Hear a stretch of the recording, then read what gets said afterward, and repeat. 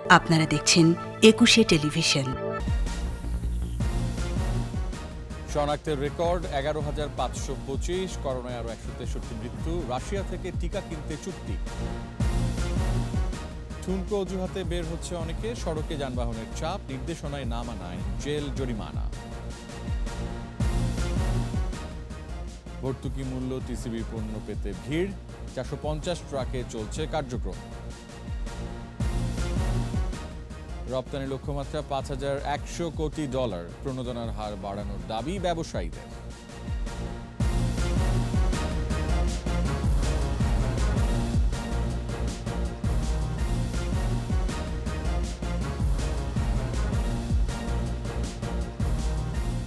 শুনছিলেন first security ইসলামী bank limited সংবাদ শিরোনাম। আমন্ত্রণ জানাচ্ছি রাত 11টার 21 সংবাদে। আপনাদের সাথে আছে আমি রিয়াজ হাফিজ।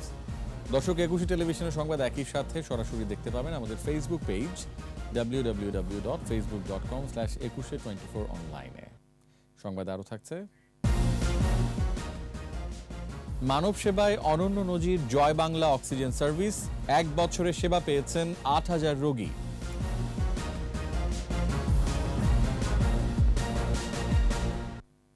আবারও শনাক্তের রেকর্ড, একদিনে করোনা সংক্রমণের হার বেড়েছে প্রায় 2%। নতুন শনাক্ত 11,525। 24 ঘন্টায় মৃত্যু হয়েছে 163 জনের। সবচেয়ে বেশি মৃত্যু খুলনা ও ঢাকা বিভাগে। এদের মধ্যে 5 জন বাড়িতে আর বাকিরা হাসপাতালে মারা গেছেন। বিস্তারিত জানাচ্ছেন আকবর হোসেন সুমন। করোনা সংক্রমণের পরিধি ছড়িয়েছে গোটা দেশে। সংক্রমণ বাড়ছে, সেই সাথে মৃত্যুও। এ পর্যন্ত শনাক্তের রেকর্ডের তথ্য দিয়েছে স্বাস্থ্য অধিদপ্তর। 605টি ল্যাবে 36,631 জনের নমুনা পরীক্ষায় করোনা শনাক্ত হয়েছে 11,525 জনের। এ নিয়ে প্রায় 1.5 বছরে শনাক্তের সংখ্যা 9,66,406। 24 ঘন্টায় 163 জন সহ এ পর্যন্ত মৃত্যু হয়েছে 15,392 জনের। একদিনে সুস্থতার সংখ্যা 5,433। পরীক্ষা বিপরীতে দৈনিক সংক্রমণ হার 31.46%। একদিনে বেড়েছে প্রায় 2%। সুস্থতার হার কমে হয়েছে 87.39%। মৃত্যুহার 1.59%। 24 ঘন্টায় সবচেয়ে বেশি মৃত্যু খুলনা বিভাগে 46 এবং ঢাকা বিভাগে 45 জন। সর্বনিম্ন মৃত্যু ময়মনসিংহে। পরিসংখ্যানে 60 ব্যক্তির মৃত্যুর হার সবচেয়ে বেশি। আকবর হোসেন সুমন, একুশে টেলিভিশন, ঢাকা। রাশিয়ার স্পুটনিক ভি টিকা কেনার চুক্তি হয়েছে। কেনার প্রক্রিয়া প্রায় চূড়ান্ত, জানিয়েছেন স্বাস্থ্যমন্ত্রী জাহিদ মালিক। রাশিয়ার সাথে তো আমরা অনেকদিন যাবতীয় কাজ করলাম, যে আমাদের যে খুঁটিনাটি বিষয়গুলো আছে ওগুলো সম্পন্ন করা হয়েছে। আমাদের যে টিকা কমিটি আছে সেই কমিটি সব সম্পন্ন করেছে। এখন আমরা অপেক্ষায় আছি যে তারা টিকা কবে দিবে এবং কি পরিমাণে দিবে, এই পর্যায়ে আছি। ওনারা যখনই এটা জানাবে তখন আমরা ক্রয় প্রক্রিয়া শুরু করে দেব। এই মাসের মধ্যে একটা খবর হয়তো আমরা পেতে পারি আর কি। করোনা উপসর্গে 24 ঘন্টায় 20 জেলায় 136 জনের মৃত্যু হয়েছে। রাজশাহী, চুয়াডাঙ্গা, সাতক্ষীরায় কমেছে শনাক্তের হার। এদিকে হাসপাতালে রোগীর চাপ সামলাতে ময়মনসিংহে করোনা ইউনিটের শয্যা ও আইসিইউ বাড়ানো হয়েছে। প্রতিনিধিদের সহায়তায় রত্নজামানের রিপোর্ট। রাজশাহী মেডিকেল কলেজ হাসপাতালের করোনা ইউনিটে একদিনে আরও 19 জনের মৃত্যু হয়েছে। 4 জনের করোনায় ও বাকিরা মারা গেছেন উপসর্গ নিয়ে। এদিকে রাজশাহীতে 658 জনের নমুনা পরীক্ষায় শনাক্ত 191 জনের।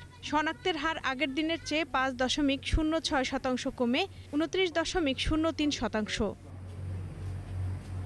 খুলনার 3 হাসপাতালে করোনায় মারা গেছেন 17 জন। 24 ঘন্টায় 795 জনের নমুনা পরীক্ষায় শনাক্ত 349 জন। সংক্রমণের হার 43%। ময়মনসিংহ মেডিকেল কলেজ হাসপাতালের করোনা ইউনিটে 24 ঘন্টায় 7 জনের মৃত্যু হয়েছে। এর মধ্যে 3 জন করোনায় ও বাকিরা উপসর্গ নিয়ে মারা গেছেন। হাসপাতালের করোনা ইউনিটে শয্যা বাড়িয়ে 210 থেকে করা হয়েছে 296টি, আর আইসিইউতে বাড়ানো হয়েছে 9টি। কুষ্টিয়ায় 24 ঘন্টায় করোনায় মারা গেছেন 10 জন ও উপসর্গ নিয়ে 2 জন। একদিনে জেলায় সর্বোচ্চ 432 জনের করোনা শনাক্ত হয়েছে। সংক্রমণের হার 35%। চুয়াডাঙ্গায় 2 জন, করোনায় উপসর্গ নিয়ে 6 জনের মৃত্যু হয়েছে। 393 জনের পরীক্ষার মধ্যে 140 জন শনাক্ত। শনাক্তের হার আগের দিনের চেয়ে 5.46 কমে 35.62%। ঝিনাইদহে আবারও বেড়েছে করোনা আক্রান্তের সংখ্যা। 24 ঘন্টা জেলায় 230 জন শনাক্ত। করোনায় 1 জন ও উপসর্গে 3 জন মারা গেছেন। সাতক্ষীরায় গত 24 ঘন্টায় করোনা উপসর্গ নিয়ে আরও 5 জনের মৃত্যু হয়েছে। সাতক্ষীরায় ফের কমে সংক্রমণের হার 20.19%। বগুড়ায় মৃত্যু হয়েছে আরও 8 জনের। নতুন শনাক্ত 238 জন। সংক্রমণের হার 29.38%। টাঙ্গাইলে করোনায় 5 ও উপসর্গ নিয়ে 2 জনের মৃত্যু হয়েছে। 713টি নমুনা পরীক্ষায় সর্বোচ্চ 413 জন শনাক্ত। সংক্রমণের হার শতকরা 57.92%। ঠাকুরগাঁও জেলায় করোনায় আরও 5 জনের মৃত্যু হয়েছে। 266 জনের নমুনা পরীক্ষায় শনাক্ত 144 জন। সংক্রমণের হার 54.14%। চাঁপাইনবাবগঞ্জ সদর হাসপাতালে 6 জনের মৃত্যু হয়েছে। সংক্রমণের হার 21.5%। এদিকে 24 ঘন্টায় গাজীপুরে 4 জন ও নাটোরে 4 জনের মৃত্যু হয়েছে। রত্না জামান, একুশে টেলিভিশন। গত 2 দিনের তুলনায় রাজধানীর সড়কগুলোতে চাপ বেড়েছে যানবাহনের। ঠুনকো অজুহাতে বাইরে বের হচ্ছেন অনেকে। তবে কঠোর অবস্থানে সেনা সদস্যরা সহ আইন শৃঙ্খলা রক্ষাকারী বাহিনী। নির্দেশনা অমান্য করায় করা হচ্ছে গ্রেফতার, দেয়া হচ্ছে সাজা। আরও জানাচ্ছেন দীপু শিকদার। গণপরিবহন বন্ধ থাকলেও রাজধানীর সড়কে যানবাহনের চাপ। এসব গাড়ি বের হওয়ার সঠিক কারণ নিশ্চিত হতে হিমশিম অবস্থা ট্রাফিক পুলিশের। রাস্তায় যারা গাড়ি ব্যবহার করছে সবাই কোনো না কোনো যুক্তি দেখাচ্ছে। পাড়া মহল্লার অলিগলিতে জনচলাচল ছিল প্রায় স্বাভাবিক। অফিসে আসছিলাম হোটেল বুকিং এর জন্য। পারমিশন নাই, এমনি মুকেশ পাস টাস লই নেই, তারপরে একটু কাজ করতে পারিছি। সিগারেট খেলাম তো মারতে আছে আমার মুখে। এমন অবস্থার মধ্যেই দায়িত্ব পালন করছেন মাঠে থাকা সেনা সদস্যরা। বোঝানোর পাশাপাশি নির্দেশ অমান্য করায় শাস্তিমূলক ব্যবস্থা নিচ্ছেন তারা। যারা সাধারণ মানুষ আছে তারা যদি নিজে থেকে সচেতন না হয়ে আমাদেরকে সাহায্য না করে তাহলে এটা ডিফিকাল্ট। তবে আমরা গত 2-3 দিন থেকে অন্য দিন থেকে বিভিন্ন গলিতে যখন আমরা ডিউটি দিচ্ছি, টহল দিচ্ছি, তখন আমরা দেখতে পাচ্ছি যে পূর্বের তুলনায় মানুষ কিছুটা হলে সচেতন হচ্ছে। কঠোর অবস্থানে ছিল র্যাব। চেকপোস্টে জেরার সময় অদ্ভুত সব যুক্তি দেন চলাচলকারীরা। যতই দিন যাচ্ছে আপনারা দেখতে পাচ্ছেন নানান অজুহাতে মানুষ বাইরে আসছে, এবং এটি লকডাউন শুধু না, করোনা পরিস্থিতি অবনতির জন্য মারাত্মক সহায়ক বলে প্রতীয়মান হচ্ছে। মাঠে রয়েছে ভ্রাম্যমাণ আদালত। বিধি নিষেধ ভঙ্গকারীদের দেয়া হচ্ছে সাজা। অবৈধভাবে মাস্ক ছাড়া রাস্তাঘাটে ঘুরে বেড়াচ্ছে কারণ ছাড়াই, তাদের বিরুদ্ধে আমরা আইনগত ব্যবস্থা গ্রহণ করছি। নির্দেশনা অমান্য করায় গ্রেফতার করা হয় অনেককে। এই ঢাকা শহরের 90% মানুষ মনে করে যে 5টার পরে করোনা নাই। তারা মনে করে পুলিশ আছে 5টা পর্যন্ত, করোনা 5টা পর্যন্ত। 5টার পরে যে সবকিছু বন্ধ, ইভেন ইমার্জেন্সিও বন্ধ। সকলের সহযোগিতা ছাড়া এই জিনিস মোকাবেলা করা আমার পক্ষে না, কোনো মানুষের পক্ষে এটা অসম্ভব। সব মিলিয়ে লকডাউনে রাজধানীর চিত্র ছিল প্রায় একই রকম। দীপু শিকদার, একুশে টেলিভিশন, ঢাকা। নিম্ন আয়ের মানুষের সহায়তায় খোলা বাজারে নিত্যপণ্য বিক্রি করছে trading corporation of Bangladesh, TCB.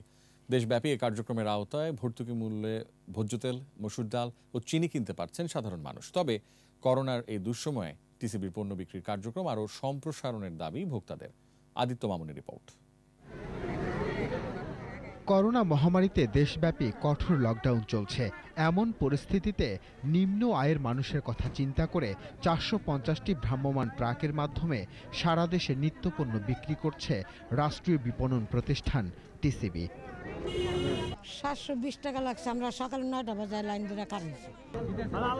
তবে চাহিদার তুলনায় ট্রাকের সংখ্যা কম থাকায় পণ্য পেতে ভোক্তাদের দীর্ঘ লাইনে দাঁড়াতে হচ্ছে। কোথাও তৈরি হচ্ছে জটলা। তারপরও কম মূল্যে পণ্য কিনতে পেরে খুশি সাধারণ মানুষ। বাজারে সব কিছুর দাম বেশি, এই কারণে গরিব মানুষ আমরা টিসিবির কাছে আসি কিছু টাকা সাশ্রয় হওয়ার জন্য। 2 ঘন্টা যাবত দাঁড়িয়ে রয়েছি, পরে এখন পাইছি, অত্যন্ত খুশি। বিক্রেতারা বলছেন ক্রেতারা চাহিদা অনুযায়ী নির্দিষ্ট পরিমাণ পণ্য কিনতে পারছেন। জনপ্রতি সর্বোচ্চ 5 লিটার তেল, 4 কেজি চিনি ও 2 কেজি ডাল কেনার সুযোগ রয়েছে। একজনে 2বার 3বার নেয়, নিয়ে ওই পাশে সাইডে রাখা আবার এই দাঁড়ায়, আর আমরা ঘন্টার পর ঘন্টা দাঁড়াই থাকি, আমরা পাই না। তেল, ডাল, চিনি যে যা নেয় তাই, কিন্তু 3টা নিলে দাম আসে আপনার 620 টাকা। এদিকে ভোক্তাদের বাড়তি ভিড়ে অনেক ক্ষেত্রেই মানা হচ্ছে না স্বাস্থ্যবিধি। এ নিয়ে উদ্বেগ প্রকাশ করছেন কেউ কেউ। এখানে যে এতগুলো মানুষ এক জায়গা দাঁড়াই আছে, তাদের কি এখানে করোনা হচ্ছে না? এখানে কি করোনা নাই? রাজধানী সহ সারা দেশে সব জেলা উপজেলা পর্যায়ে আগামী 29 জুলাই পর্যন্ত টিসিবির এই কার্যক্রম চলবে। প্রতিদিন ট্রাক প্রতি 800 কেজি চিনি, 600 কেজি মসুর ডাল ও 1200 লিটার ভোজ্য তেল বরাদ্দ দেয়া হচ্ছে। আদিত্য মামুন, 21 টেলিভিশন, ঢাকা। করোনা মহামারী সত্ত্বেও চলতি অর্থবছরে 5,100 কোটি বা $51 বিলিয়ন পণ্য ও সেবা রপ্তানি করতে চায় সরকার। লক্ষ্যমাত্রা পূরণে রপ্তানিমুখী শিল্পের জন্য বিশেষ নীতি সহায়তা ও প্রণোদনা অব্যাহত থাকবে বলে জানিয়েছেন বাণিজ্যমন্ত্রী টিপু মুনশি। তবে প্রণোদনার হার বাড়ানোর দাবি ব্যবসায়ীদের। মানিক শিকদারের রিপোর্ট। সদ্য শুরু হওয়া 2020-21 অর্থবছরে সরকার কত ডলারের পণ্য ও সেবা রপ্তানি করতে চায় তা জানাতেই বাণিজ্য মন্ত্রীর এই ভার্চুয়াল সংবাদ সম্মেলন। এতে যোগ দেন রপ্তানিকারকরাও। বাণিজ্য মন্ত্রী জানান 2020-2021 অর্থবছরে 3,875 কোটি 83 লাখ ডলারের পণ্য ও সেবা রপ্তানি করেছে বাংলাদেশ, যা 4,100 কোটি ডলারের লক্ষ্যমাত্রার চেয়ে 5.5% কম। তবে 2019-20 অর্থবছরের তুলনায় রপ্তানি আয় বেড়েছে 15%। নীতি নির্ধারণী পর্যায়ে coordinated fiscal and monetary policy, covid নেতিবাচক অভিঘাত মোকাবেলায় বাজেটে গৃহীত কাউন্টার সাইক্লিক্যাল ব্যবস্থা হিসেবে মাননীয় প্রধানমন্ত্রী ঘোষিত প্রণোদনা প্যাকেজ প্রবৃদ্ধির এই ধারা ঘুরে দাঁড়ানোর ইঙ্গিত দিচ্ছে জানিয়ে মন্ত্রী বলেন, নতুন বাজেটে মেড ইন বাংলাদেশ নাম দিয়ে গুরুত্বপূর্ণ শিল্পে বিশেষ নীতি সহায়তা দেওয়ার ঘোষণা ও রপ্তানি পণ্যের বৈচিত্র্যকরণে সরকারের নানা উদ্যোগকে বিবেচনায় নিয়ে লক্ষ্যমাত্রা ঠিক করা হয়েছে। ডাব্লিউটিতে এলডিসির কোঅর্ডিনেটর হিসেবে বাংলাদেশ সংস্থাটির বিভিন্ন মিনিস্ট্রিয়াল কনফারেন্সে জোরালো ভূমিকা রাখায় স্বল্পোন্নত দেশসমূহকে কতিপয় দেশ ব্যতীত সকল উন্নত দেশ প্রায় 100% শুল্কমুক্ত কোটা সুবিধা প্রদান করা আছে। এই ক্ষেত্রে আমি ব্যবসায়ী নেতৃবৃন্দকে ধন্যবাদ জানাতে চাই, তাদের সহযোগিতা আমাদেরকে যথেষ্ট অনুপ্রাণিত করেছে। ব্যবসা বান্ধব সরকারি নীতির প্রশংসা করে ব্যবসায়ী নেতারা রপ্তানিতে প্রণোদনা বৃদ্ধি করে বিদ্যমান নীতি সহায়তা অব্যাহত রাখার দাবি জানান। আমাদের রপ্তানি খাতে যে লোনটা দিয়েছিল গার্মেন্টস খাতে, সেই লোনটার কিন্তু টাইম বৃদ্ধি করে এখনো দেয়নি। এটা অন্ততপক্ষে মিনিমাম আরো 6 মাস থেকে 1 বছর টাইম বৃদ্ধি করে দেওয়া উচিত। মহামারীর মধ্যেও রপ্তানিমুখী খাতগুলো যেভাবে কাজ করে যাচ্ছে তাতে এই লক্ষ্যমাত্রা খুবই বাস্তবসম্মত বলে মন্তব্য করেন মন্ত্রী। মানিক শিকদার, 21 টেলিভিশন, ঢাকা। নিচ্ছি সংবাদ বিরতি। যখন ফিরছি তখন অন্যান্য খবরের সঙ্গে আরও থাকবে। দরিদ্র মানুষের জন্য নগদ ও খাদ্য সহায়তা, সিটিতে বরাদ্দ 4 কোটি, প্রতি পৌরসভায় 1 লাখ টাকা। 2.5 মাস পর ভারত থেকে অক্সিজেন আমদানি, 2 দিনে এসেছে 190 টন।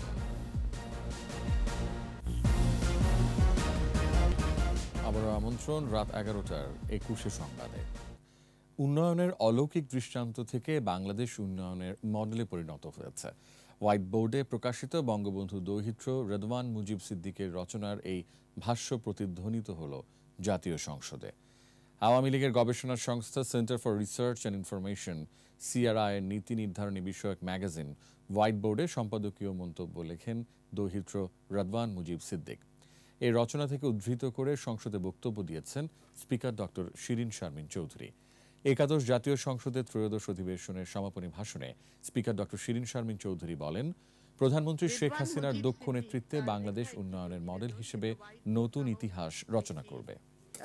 পত্রিকাতে 4th ইস্যুতে প্রকাশিত হয়েছে, সেখানে বলেছেন যে বাংলাদেশ আজ বিশ্বে উন্নয়নের ক্ষেত্রে তার নিজস্ব সক্রিয়তা প্রমাণ করেই অগ্রসর হচ্ছে। তাই বাংলাদেশ আজ ডেভেলপমেন্ট মিরাকল থেকে বাংলাদেশ মডেল রূপেই আত্মপ্রকাশ করেছে।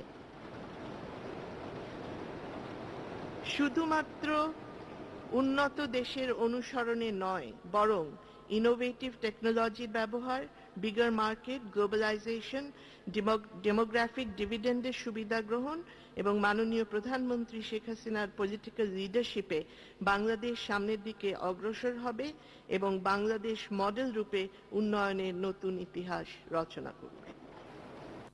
চলচ্চিত্র শিল্পী কল্যাণ ট্রাস্ট আইন পাশ হওয়ায় প্রধানমন্ত্রীর প্রতি কৃতজ্ঞতা জানিয়েছেন শিল্পী সমাজ। সরকারি বাসভবনে তথ্য সম্প্রচার মন্ত্রী ডক্টর হাসান মাহমুদের সঙ্গে চলচ্চিত্র শিল্পী সমিতির নেতারা সাক্ষাৎ করে প্রধানমন্ত্রীকে ধন্যবাদ জানান। এ সময় মন্ত্রী বলেন, আওয়ামী লীগকে রাজনৈতিকভাবে মোকাবেলায় ব্যর্থ হয়ে বিএনপি জামায়াত জোট সামাজিক মাধ্যমে দেশের বিরুদ্ধে গুজব রটানোর চেষ্টা করছে। বিএনপির প্রত্যক্ষ প্ররোচনায় এবং বিএনপি জামাতের ব্যবস্থাপনায় একটি চিহ্নিত মহল বিদেশ থেকে সামাজিক যোগাযোগ মাধ্যমের মাধ্যমে এবং কিছু অনলাইন পোর্টালের মাধ্যমে দেশের বিরুদ্ধে সবসময় গুজব রটায়। করোনা মহামারী মোকাবেলায় চলমান কঠোর লকডাউনে দরিদ্র মানুষকে নগদ ও খাদ্য সহায়তা দিচ্ছে সরকার। প্রাথমিকভাবে সিটি কর্পোরেশনগুলোকে মোট 4 কোটি টাকা এবং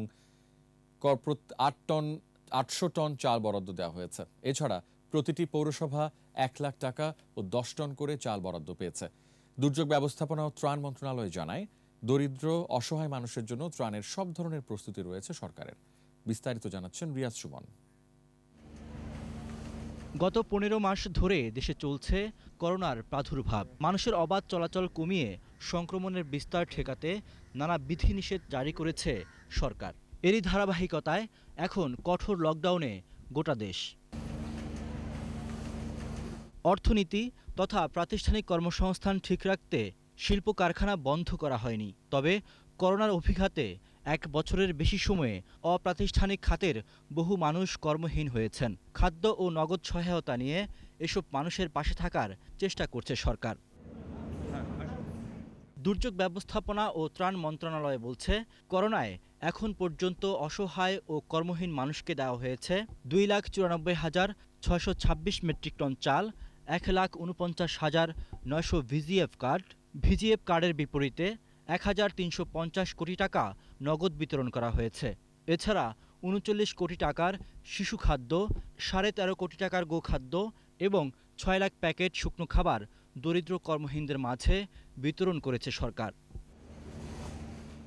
তবে করোনা পরিস্থিতি ফের অবনতি হয়েছে। এতে নতুন করে তৈরি হয়েছে খাদ্য ও নগদ সহায়তার চাহিদা। কর্মহীন ও অসহায় মানুষের জন্য ত্রাণ ও খাবারের পর্যাপ্ত ব্যবস্থা রাখা হয়েছে বলে জানিয়েছে দুর্যোগ ব্যবস্থাপনা ও ত্রাণ মন্ত্রণালয়। সরকারের প্রস্তুতি আছে। আসুন আমরা সবাই সুস্থ থাকি, কোভিড থেকে আমরা বেঁচে যাই। এ কারণে অনুরোধ করব, আপনারা সশস্ত্র থাকুন, যার যার ঘরে থাকুন। দেশের বিভিন্ন সিটি কর্পোরেশন ও পৌরসভার অনুকূলে ইতিমধ্যেই নগদ অর্থ ও চাল বরাদ্দ দেয়া হয়েছে বলে জানিয়েছেন দুর্যোগ ব্যবস্থাপনা ও ত্রাণমন্ত্রী। Dhaka city corporation south, north এবং চিটাগাং এবং রাজশাহী, এই 4টি যেহেতু বড় সিটি কর্পোরেশন, এগুলোতে আমরা 50 লক্ষ টাকা করে নগদ আজকে বরাদ্দ দিয়েছি এবং 100 টন করে চাল বরাদ্দ দেওয়া হয়েছে। এবং অন্যান্য সিটি কর্পোরেশনগুলোতে 25 লাখ টাকা করে নগদ এবং 50 মেট্রিক টন চাল বরাদ্দ দেওয়া হয়। লকডাউনে কারো খাদ্য সহায়তার প্রয়োজন হলে 333-তে ফোন করার আহ্বান দুর্যোগ ব্যবস্থাপনা ও ত্রাণ মন্ত্রণালয়ের। আমাদের স্থানীয় প্রশাসন সবাই আপনাদের কাছে খাবার নিয়ে পৌঁছে যাবে। রিয়াজ সুমন, একুশে টেলিভিশন, ঢাকা। করোনা দুর্যোগে সরকারের পাশাপাশি দলীয় নেতাকর্মী, জনপ্রতিনিধি ও সামর্থ্যবানদের অসহায় মানুষের পাশে দাঁড়ানোর আহ্বান জানিয়েছেন আওয়ামী লীগের সাধারণ সম্পাদক ওবায়দুল কাদের। যে কোনো মহামারী রোধে প্রতিকারের চেয়ে প্রতিরোধই উত্তম ব্যবস্থা। তাই করোনা মহামারী থেকে সুরক্ষা পেতে সর্বোচ্চ মাত্রার সচেতনতার মধ্য দিয়ে প্রতিরোধ ব্যবস্থা জোরদার করতে হবে। মনে রাখতে হবে, সামান্য অবহেলা বা উদাসীনতা শুধু নিজে নয়, পুরো পরিবারকে চিরচেনা জগৎ থেকে ছিটকে দিতে পারে। তৃতীয় দফায় সারা দেশে দুস্থদের মাঝে খাদ্য সহায়তা কার্যক্রম শুরু করেছে যুবলীগ। এ সময় করোনা মহামারীতে অসহায় মানুষের পাশে দাঁড়ানোর আহ্বান জানান সংগঠনটির নেতারা। আরও জানাচ্ছেন আকবর হোসেন সুমন। করোনা দুর্যোগে অসহায় মানুষের কাছে খাদ্য সামগ্রী ও স্বাস্থ্য সুরক্ষা সামগ্রী পৌঁছে দিচ্ছে যুবলীগ। দেশব্যাপী চলছে চিকিৎসা, টেলিমেডিসিন ও অ্যাম্বুলেন্স সেবাও। রাজধানীর মণিপুর এলাকায় প্রায় ২৫০০ মানুষকে খাবার বিতরণের মধ্য দিয়ে শুরু হয় তৃতীয় দফার কার্যক্রম। কেন্দ্রীয় নেতাদের সঙ্গে নিয়ে এলাকা ঘুরে খাবার বিতরণ করেন সংগঠনটির সাধারণ সম্পাদক। প্রায় ৬০ লক্ষ অসহায় মানুষের মাঝে খাদ্য সামগ্রী আমরা বিতরণ করতে সক্ষম হয়েছি। রান্না করা খাবার এবং শুকনো খাবার যতদিন লকডাউন থাকবে ততদিন সারা বাংলাদেশে আমাদের প্রত্যেকটি নেতাকর্মী তাদের সাধ্য সামর্থ্য অনুসারে ইনশাল্লাহ মানুষের পাশে দাঁড়াবে। কেন্দ্রীয় নির্দেশনা অনুযায়ী দেশব্যাপী মহামারীকালীন সেবা চালু থাকবে। আকবর হোসেন সুমন, ২১ টেলিভিশন, ঢাকা। কঠোর লকডাউনের ষষ্ঠ দিনে সেনাবাহিনী প্রধান জেনারেল এস.এম. শফিউদ্দিন আহমেদ ময়মনসিংহ মহানগরীর টহল কার্যক্রম পরিদর্শন করেছেন। মহানগরীর টাউন হল চত্বরে তিনি টহলরত সেনা সদস্যদের সাথে কুশল বিনিময় করেন। পরে স্থানীয় প্রশাসনের ঊর্ধ্বতন কর্মকর্তাদের সাথে লকডাউনের চলমান পরিস্থিতি নিয়ে কথা বলেন। এ সময় general officer commanding army training ও doctrine command lieutenant general S M. Motiur Rahman সহ কর্মকর্তারা উপস্থিত ছিলেন। সেনাপ্রধান চলমান লকডাউনে সেনাবাহিনী, প্রশাসন ও আইন শৃঙ্খলা বাহিনীর ভূমিকা ও কার্যক্রম প্রত্যক্ষ করে সন্তোষ প্রকাশ করেন। ২.৫ মাস পর ভারত থেকে শুরু হয়েছে অক্সিজেন আমদানি। বেনাপোল বন্দর কর্তৃপক্ষ জানায়, গত ২ দিনে ভারত থেকে ১৯০ টন অক্সিজেন আমদানি হয়েছে। ভারতে অক্সিজেন সংকট থাকার কারণে ২২ এপ্রিল থেকে সরবরাহকারী প্রতিষ্ঠান বাংলাদেশে অক্সিজেন দেয়া বন্ধ রাখে। স্বাস্থ্য মন্ত্রণালয়ের দেওয়া তথ্য মতে দেশে করোনা সংক্রমণ বৃদ্ধি পাওয়ায় প্রতিদিন অক্সিজেনের চাহিদা গিয়ে দাঁড়িয়েছে ৩০০ থেকে ৫০০ টন। মহামারীকালে মানব সেবায় অনন্য নজির সৃষ্টি করেছে জয় বাংলা অক্সিজেন সার্ভিস। শ্বাসকষ্টে ভোগা করোনা রোগীরা ২৪ ঘন্টা অক্সিজেন সেবা পাচ্ছেন এই উদ্যোগের আওতায়। এক বছরে প্রায় ৮,০০০ মুমূর্ষু রোগী পেয়েছেন সেবা। ছাত্রলীগের ৩ তরুণ শুরু করলেও ইতিমধ্যে সারা দেশ থেকে অন্তত ১৫০ জন যুক্ত হয়েছেন মহতী এই উদ্যোগে। যুবলীগ ও স্বেচ্ছাসেবক লীগও এগিয়ে এসেছে করোনা রোগীদের সেবায়। আকবর হোসেন সুমনের আরেকটি রিপোর্ট। একটি নতুন ভোরের প্রত্যাশা স্লোগান নিয়ে ২০২০ সালের ২৫ জুন যাত্রা শুরু করে জয় বাংলা অক্সিজেন সার্ভিস। ছাত্রলীগের ৩ তরুণ মুমূর্ষু করোনা রোগীকে অক্সিজেন সেবা দিয়ে যাচ্ছেন বিরামহীন। সিলিন্ডার ভাড়া করে বিনামূল্যে সেবা দিতে গিয়ে পরিবারসহ করোনা সংক্রমিত হয়েও থেমে যাননি অদম্য এই মানবসেবকরা। ডাক পেয়েই ছুটে গেছেন রোগীর বাসায়। রাজধানী ছাড়িয়ে গেল বছরই জয় বাংলা অক্সিজেন সেবা ছড়িয়ে দিয়েছেন বিভাগীয় শহরগুলোতে। বিতর্ক এড়াতে অর্থ সাহায্য না নিয়ে শুভাকাঙ্ক্ষীদের কাছ থেকে অক্সিজেন সিলিন্ডার গ্রহণ ও তা রিফিল করিয়ে নিয়েছেন তারা। ১ বছরের পথ চলায় নানা অভিজ্ঞতার কথা জানালেন জয় বাংলা অক্সিজেন সার্ভিসের অন্যতম উদ্যোক্তা সাবেক এই ডাকসু নেতা। হসপিটালে গেলে অনেক সময় রোগী এমনি প্যানিক হয়ে যায়, তো সেখান থেকে আসলে উত্তরণের জন্য আমরা চিন্তা করি বাসায় কিভাবে এই সেবাটা পৌঁছানো যায়। তখন আমরা আমাদের স্বেচ্ছাসেবক ডাক্তারদের সমন্বয়ে আমরা টিম গঠন করি এবং মানুষের বাসায় সম্পূর্ণ বিনামূল্যে এই অক্সিজেন সেবাটা আমরা পৌঁছে দিই। আমাদের ব্যক্তিগত উদ্যোগ যেমন রয়েছে, সমাজের সব শ্রেণী পেশার মানুষের সহযোগিতা এতে রয়েছে। আর একটি বিষয় হলো যে আমরা এই উদ্যোগের ক্ষেত্রে আমরা আর্থিক লেনদেনটাকে নিরুৎসাহিত করে থাকি। আমরা আর্থিক লেনদেন করি না, আমরা শুধু পণ্য বা ইকুইপমেন্টটা গ্রহণ করি। পথেই দেখা হয় রোগী সেবায় ছুটে চলা আর এক উদ্যোক্তার সঙ্গে। জরুরি ডাক পেয়ে ছুটছেন নাওয়া খাওয়া বাদ দিয়েই। আমাদের কাছে যদি ফোন কল আসে যে কোনো রোগীর জন্য এমার্জেন্সি ভিত্তিতে অক্সিজেন সিলিন্ডার দরকার, আমরা সেখানেই ছুটে যাই। আমাদের উদ্দেশ্যই হলো আমরা যেন এই করোনা মহামারীর সময় অসহায় মানুষদের সঠিক সময়ে আমরা তাদের অক্সিজেন সিলিন্ডার সরবরাহ করতে পারি। মানবতার সেবায় একই পথে পা বাড়িয়েছেন কুষ্টিয়া ছাত্রলীগের এক ঝাঁক তরুণ। হাসপাতাল থেকে বাড়ি, বাড়ি থেকে হাসপাতাল, রোগীর প্রয়োজনই তাদের কাছে সর্বোচ্চ অগ্রাধিকার। আমি সহ আমাদের ১৯ জন ছেলে করোনা পজিটিভ হয়েছে ওই আইসোলেশনে রোগীদের সেবা দিতে গিয়ে। যত পরিশ্রম করে দিন শেষে ওই পরিশ্রমটা পরিশ্রম মনে হয় না। মহামারী মোকাবেলায় এ যুদ্ধে যুক্ত হয়েছে আওয়ামী স্বেচ্ছাসেবক লীগও। সংকটাপন্ন রোগীদের বিনামূল্যে অক্সিজেন ও অ্যাম্বুলেন্স সেবা দিতে দেশ জুড়ে কাজ শুরু করেছে সংগঠনটি। প্রত্যন্ত অঞ্চলে অসহায় মানুষের বন্ধু হিসেবে পাশে দাঁড়িয়েছে আওয়ামী লীগের আরেক সহযোগী সংগঠন যুবলীগ। রোগীর কাছে অক্সিজেন সিলিন্ডার পৌঁছে দিয়েই দায়িত্ব শেষ নয়, চিকিৎসার বন্দোবস্ত করছে এই দুর্যোগেও। করোনা মহামারীকালে অনন্য সব উদ্যোগ নিয়ে মানবতার পাশে দাঁড়িয়েছে আওয়ামী লীগের অঙ্গ ও সহযোগী সংগঠনগুলো। দেশের অন্যান্য রাজনৈতিক ও সামাজিক সংগঠনগুলোর পক্ষ থেকেও এমন উদ্যোগের প্রত্যাশা সবার। আকবর হোসেন সুমন, 21 টেলিভিশন, ঢাকা। নিচ্ছি সংবাদ বিরতি, যখন ফিরছি তখন থাকছে। অভিযুক্তরা বাদ, ইন্টারন্যাশনাল লিজিংয়ে 5 স্বাধীন পরিচালক নিয়োগে হাইকোর্টের নির্দেশ। যুক্তরাষ্ট্রে 72 ঘন্টায় বিভিন্ন স্থানে গোলাগুলিতে নিহত 150, হতাহতের সংখ্যা আরও বাড়ার আশঙ্কা। আমন্ত্রণ আবারও রাত 11টার 21 সংবাদে। ইন্টারন্যাশনাল লিজিং অ্যান্ড ফাইন্যান্স সার্ভিসের পরিচালনা বোর্ডে মামলায় অভিযুক্তদের বাদ দিয়ে নতুন 5 জন স্বাধীন পরিচালক নিয়োগ দিয়েছেন হাইকোর্ট। তারা হলেন সাউথ ইস্ট ব্যাংকের সাবেক সিইও সৈয়দ আবু নাসের বখতিয়ার, অবসরপ্রাপ্ত সিনিয়র জেলা ও দায়রা জজ এবং দুদকের সাবেক পরিচালক শফিকুল ইসলাম, অবসরপ্রাপ্ত ব্রিগেডিয়ার জেনারেল মিটফুল করিম, ব্যারিস্টার আশরাফ আলী ও এনামুল হাসান এফসিএ। এই আর্থিক কোম্পানিটির চেয়ারম্যান NI খান ছাড়া বাকি পরিচালকরা মামলায় অভিযুক্ত। নবনিযুক্ত পরিচালকদের নামের তালিকা বাংলাদেশ ব্যাংকে পাঠাতে ও প্রত্যেক বোর্ড মিটিংয়ে যোগদানের জন্য তাদের সম্মানী হিসেবে 25,000 টাকা করে দিতেও নির্দেশ দেন হাইকোর্ট।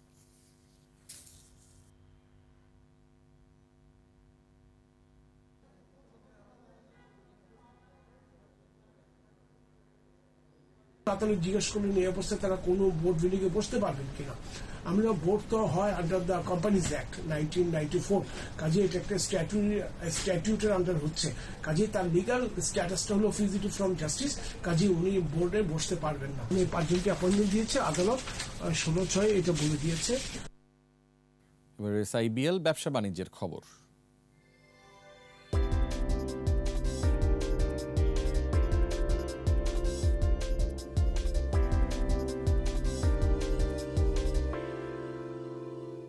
শেয়ার হোল্ডারদের 5% নগদ এবং 5% স্টক লভ্যাংশ দিচ্ছে সোশ্যাল ইসলামী ব্যাংক। ভার্চুয়াল প্ল্যাটফর্মে ব্যাংকটির 26তম বার্ষিক সাধারণ সভা এই লভ্যাংশ অনুমোদন করা হয়। সভাপতিত্ব করেন পরিচালনা পর্ষদের চেয়ারম্যান ও চট্টগ্রাম বিশ্ববিদ্যালয়ের সাবেক উপাচার্য professor Mohammad Anwarul Azim Arif. Vice chairman Belal Ahmed, পরিচালকগণ এবং শেয়ার হোল্ডাররা সভায় অংশ নেন। তারা ব্যাংকের সার্বিক উন্নয়ন ও অগ্রগতিতে সন্তোষ প্রকাশ করেন এবং বিভিন্ন পরামর্শ প্রদান করেন।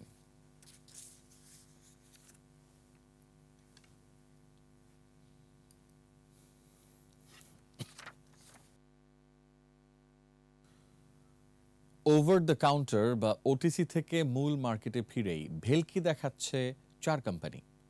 মাত্র 3 সপ্তাহে দুর্বল মৌলভিত্তির এসব শেয়ারের দাম বেড়েছে 250% পর্যন্ত। ছোট পরিশোধিত মূলধন, অল্প সংখ্যক শেয়ার, তাই OTC থেকে মূল মার্কেটে ফেরার আগেই এসব কোম্পানির শেয়ারের নিয়ন্ত্রণ নিয়েছে কারসাজি চক্র, এমনটাই আশঙ্কা বিশেষজ্ঞদের। মেহেদী হাসানের রিপোর্ট। তালিকাভুক্ত কোনো অতিরুগ্ন বা লোকসানি প্রতিষ্ঠান বিনিয়োগকারীদের বছরের পর বছর লভ্যাংশ দিতে ব্যর্থ হলে সেসব প্রতিষ্ঠানকে মূল মার্কেট থেকে পাঠানো হয় ওভার দ্য কাউন্টার বা OTC মার্কেটে। কিন্তু মুনাফায় ফেরার পাশাপাশি লভ্যাংশ ঘোষণা করলে আবারও এসব কোম্পানি মূল মার্কেটে ফিরতে পারে। এরই অংশ হিসেবে গত 13 June Monospool paper manufacturing, paper processing and packaging, Tamizuddin textile ও মুন্নু ফেব্রিক্স OTC থেকে ফিরে আসে মূল মার্কেটে। কোম্পানিগুলোকে মেইন বোর্ডে ফেরানোর BSECর পদক্ষেপকে ইতিবাচক বলছেন পুঁজিবাজার সংশ্লিষ্টরা। কিন্তু গত কয়েক সপ্তাহে এসব কোম্পানির বেপরোয়া দর বৃদ্ধিতে শঙ্কিত তারা। গত 13 জুন মনস্পুল পেপারের শেয়ারের দর ছিল 55 টাকা, মাত্র 2 সপ্তাহে 160 টাকা ছাড়িয়েছে, মূল্যবৃদ্ধি 191%। একই সময় পেপার প্রসেসিংয়ের শেয়ারের দর বেড়েছে 238, তমিজউদ্দিন টেক্সটাইলের 237% এবং মুন্নু ফেব্রিক্সের শেয়ারের দর বেড়েছে 178%। অতিমূল্যায়িত হয়ে গেছে, যেটা মানে ধারণার অতিরিক্ত। কিনা মোটেও উচিত না, ওরা এখানে ডিসি অথবা সিসি ওরা এখানে পদক্ষেপ নেওয়া উচিত। এগুলো ডিপে যেতে হবে এবং এগুলো কেন হচ্ছে, এই যে 4টা কোম্পানির মধ্যে আমার জানার মধ্যে এতটা বাড়ার কোনো যৌক্তিক কারণ নেই। আর্থিক প্রতিবেদন বলছে চলতি 2020-21 হিসাব বছরের জুলাই থেকে মার্চ পর্যন্ত 9 মাসে মনস্পুল পেপার ম্যানুফ্যাকচারিংয়ের শেয়ার প্রতি আয় বা EPS এসেছে মাত্র 28 পয়সা, পেপার প্রসেসিং অ্যান্ড প্যাকেজিংয়ের EPS 44 পয়সা, তমিজউদ্দিন টেক্সটাইলের 98 পয়সা এবং 9 মাসে মুন্নু ফেব্রিক্সের EPS মাত্র 4 পয়সা। বিশেষজ্ঞরা বলছেন স্বল্প পরিশোধিত মূলধন হওয়ায় এসব কোম্পানির শেয়ার এখন জুয়ারিরা নিয়ন্ত্রণ করছে। ওগুলো ছোট ছোট ক্যাপিটাল, তো ওগুলো কোনো ফান্ডামেন্টালস নাই, নাহলে তারা ওটিসিতে ছিল কেন? সেগুলো দিনের পর দিন হ্যাং হচ্ছে। দেখার দায়িত্ব হচ্ছে সিকিউরিটি এক্সচেঞ্জ কমিশন।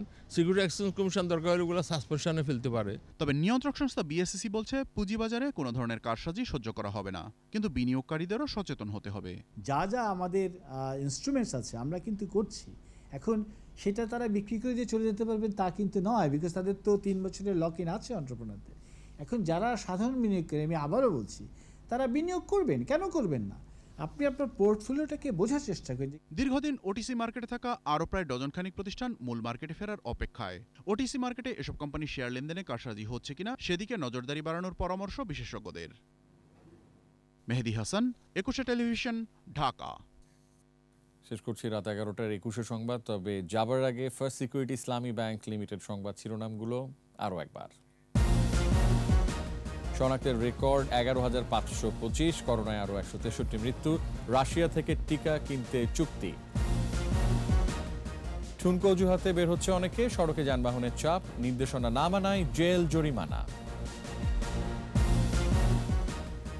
ভর্তুকি মূল্যে টিসিবির পণ্য পেতে ভিড়, 450 ট্রাকে চলছে কার্যক্রম। রপ্তানির লক্ষ্যমাত্রা $5,100 কোটি, প্রণোদনার হার বাড়ানোর দাবি ব্যবসায়ীদের।